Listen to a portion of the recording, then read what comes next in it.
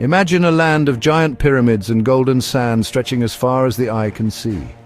This was ancient Egypt, a kingdom that had existed for thousands of years. It was a place of powerful pharaohs, mysterious gods, and incredible inventions. By the time our story begins, this ancient world was facing big changes.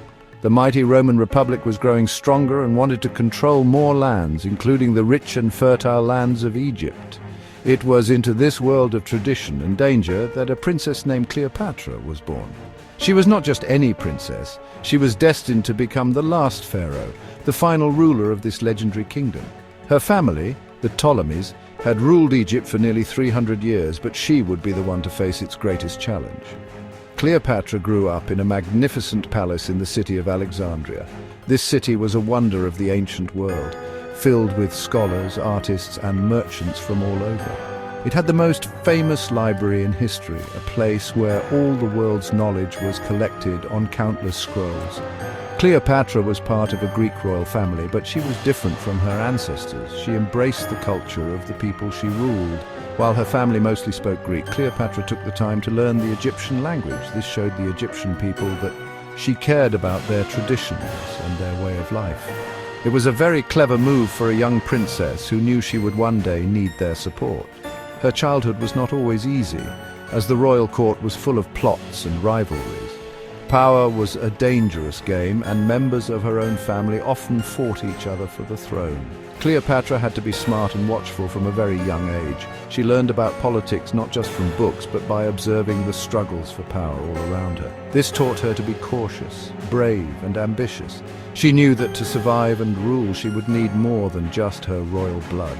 She would need a sharp mind, a strong will, and the courage to make difficult decisions for her kingdom and for herself. Egypt itself was a prize that everyone wanted.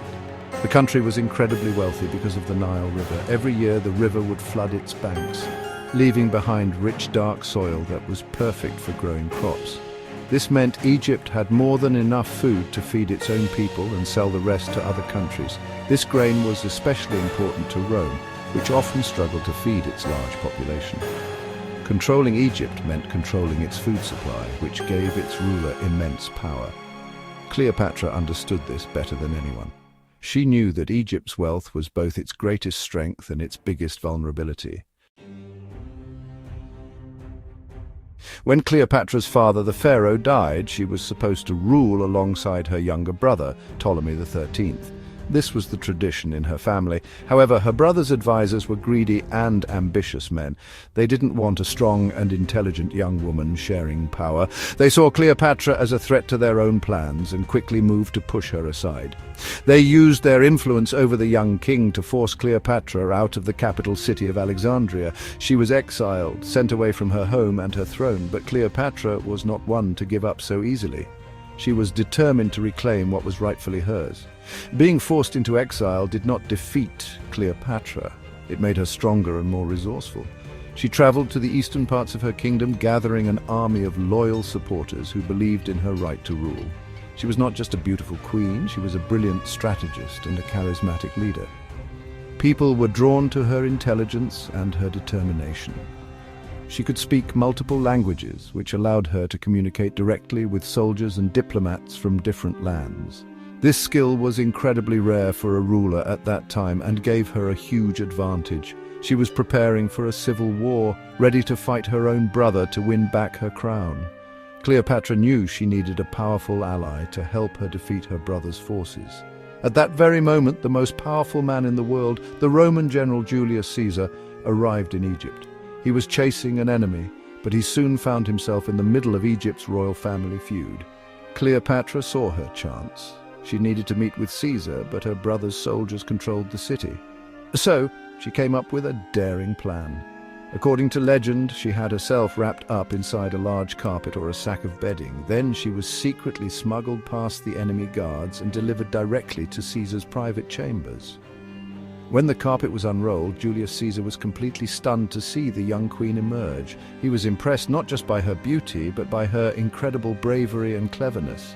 She had risked everything for this one meeting. She spoke to him in his own language, explaining her situation with passion and intelligence. She convinced him that she would be a much more reliable and effective ruler of Egypt than her young, easily influenced brother. Caesar, a master politician himself, recognized her political skill. He agreed to help her, seeing that a strong and friendly Egypt, led by Cleopatra, would be a great benefit to Rome. With Julius Caesar's powerful Roman legions on her side, the tide of the civil war turned.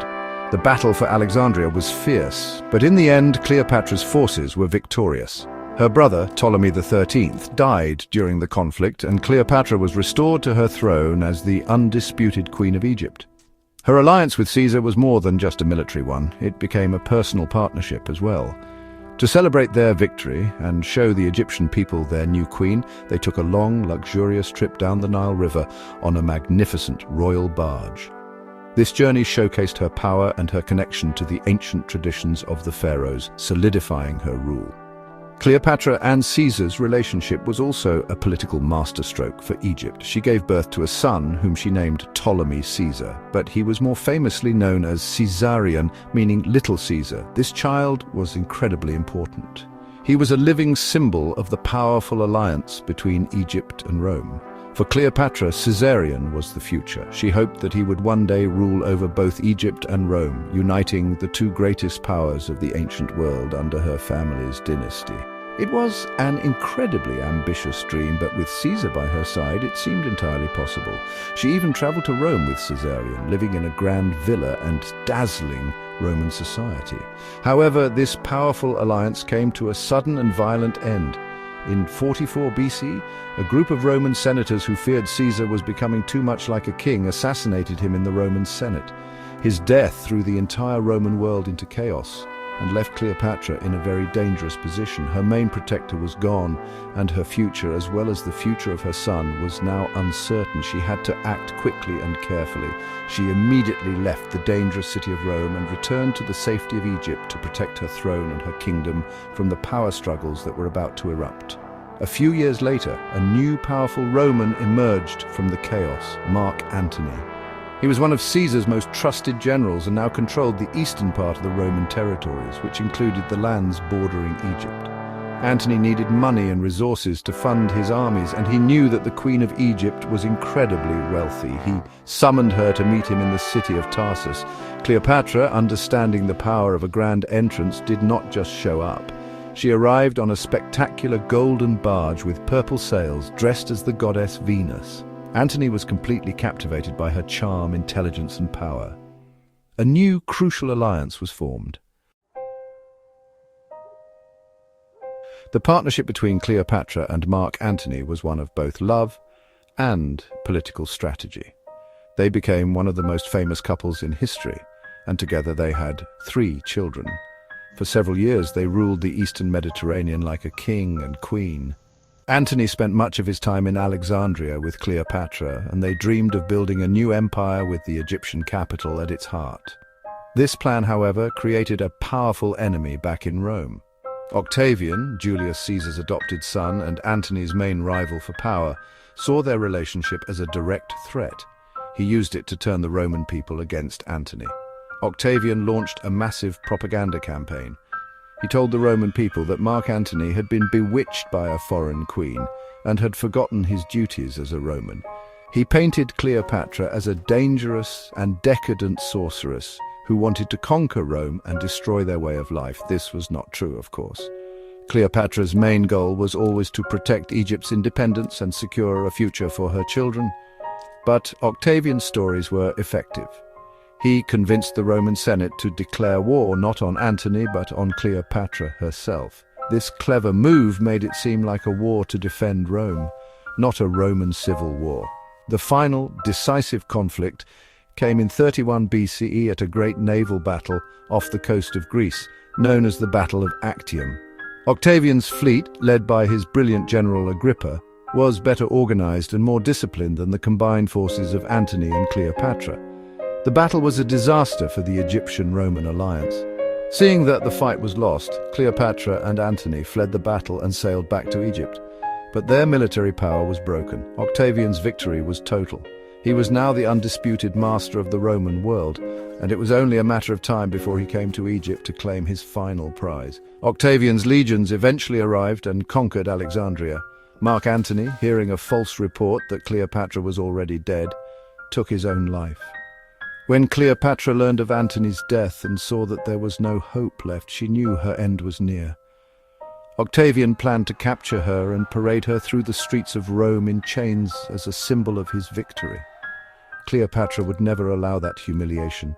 She chose to die as a queen. According to the famous story, she had a poisonous snake, an asp, smuggled to her in a basket of figs. Her tragic death marked the end of her reign, the end of the Ptolemaic dynasty, and the end of an independent ancient Egypt, which now became a province of the Roman Empire.